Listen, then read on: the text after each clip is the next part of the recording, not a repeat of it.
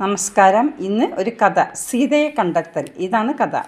ശ്രീ ഹനുമാന് ലങ്കയിൽ പ്രവേശിച്ച് ചെയ്യേണ്ടത് ചെയ്തു കൊള്ളുവാനുള്ള അനുവാദം നൽകി ലങ്കാലക്ഷ്മി വിജയലക്ഷ്മിയായി ലങ്കയിൽ നിന്നും അപ്രത്യക്ഷമായിരുന്നു. ഈ കഥ നേരത്തെ പറഞ്ഞിരുന്നു.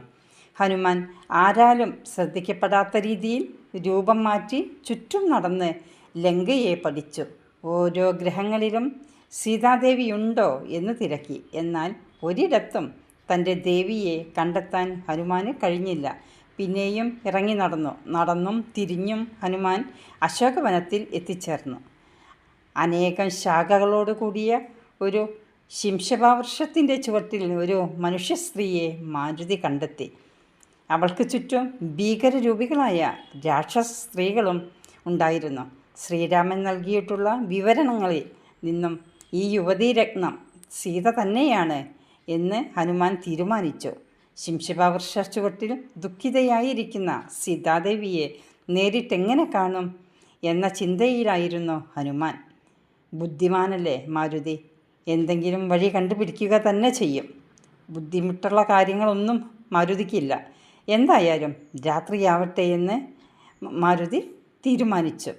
തൻ്റെ രൂപം ഒന്നുകൂടി ചെറുതാക്കി സീതാദേവി ഇരിക്കുന്ന വൃക്ഷത്തിൻ്റെ മുകളിൽ കയറിക്കൂടി. എല്ലാവരും ഉറങ്ങിയ സമയം നോക്കി പവനപുത്രൻ വൃക്ഷത്തിൻ്റെ മുകളിലിരുന്നു. മാരുതി അയോധ്യ വാഴുന്ന ദശരഥ മഹാരാജാവിൻ്റെ കഥ പറയുവാൻ തുടങ്ങി. സീത ഉറങ്ങിയിട്ടില്ലല്ലോ. ലങ്കയിൽ വന്ന ശേഷം സീത ഉറങ്ങാറുമില്ല. അതുകൊണ്ട് തന്നെയാണ് മാരുതി കഥ പറയാൻ തുടങ്ങിയത്. പിതാവിൻ്റെ വാക്ക് പാലിക്കാനായി 14 വർഷം കാട്ടിൽ കഴിയണമെന്നും കാട്ടിൽ വെച്ച് സീതാദേവിയെ അപഹരിക്കപ്പെട്ടതും തുടങ്ങി ഹനുമാൻ സീതയെ കണ്ടുപിടിക്കുവാൻ നിയോഗിച്ചതും എല്ലാം മാരുതി വൃക്ഷത്തിൻ്റെ മുകളിലിരുന്ന് മധുരമായ ശബ്ദത്തിൽ പറയുന്നുണ്ടായിരുന്നു. 100 യോജന സമുദ്രം കടന്ന് ദേവിയെ കണ്ടെത്തി എന്ന് ഞാൻ വിശ്വസിക്കുന്നു.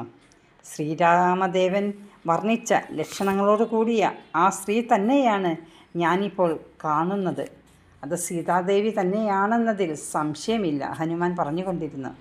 ഒരശരീരി കേട്ട പോലെ തോന്നിയ സീത മുകളിലേക്ക് നോക്കി. അവിടെ ആരെയും കണ്ടില്ല. ഇടവും വലവും നോക്കി. ഒരു മനുഷ്യന് രൂപവും കണ്ടില്ല. കണ്ടതോ വൃക്ഷക്കൊമ്പിൽ ഒരു വാനരൻ. സീതയ്ക്ക് സംശയമായി. ഇത് സ്വപ്നമാണോ? സ്വപ്നം കാണണമെങ്കിൽ ഉറങ്ങണ്ടേ? ശ്രീരാമനെ പിരിഞ്ഞ ശേഷം സീത ഉറങ്ങിയിട്ടേയില്ല എന്നാണ് പറയുന്നത്. ശരിയാകാം. രാവണൻ്റെ ആക്രമണം ഏതു നേരവും ഉണ്ടാകാമല്ലോ. താൻ കേട്ടത് സ്വപ്നമായിരുന്നില്ല എന്ന് സീതയ്ക്ക് തോന്നി.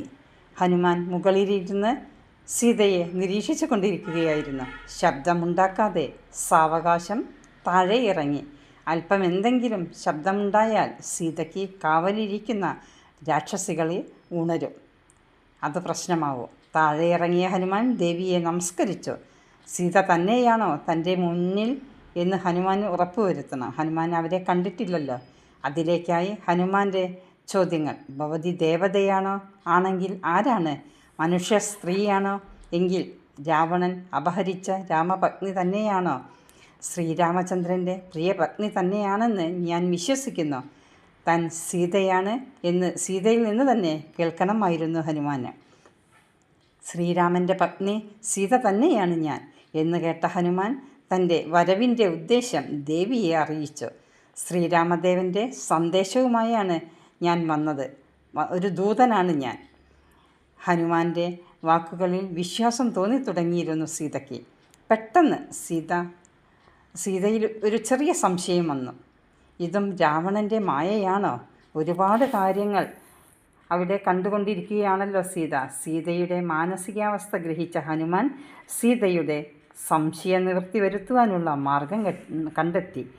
ശ്രീരാമ ലക്ഷ്മണന്മാരുടെ രൂപവും ഭാവവും സ്വഭാവ ഗുണങ്ങളും അവരുടെ അടയാളങ്ങൾ എന്നിവ ഓരോന്നോരോന്നായി വിവരിക്കുവാൻ തുടങ്ങി.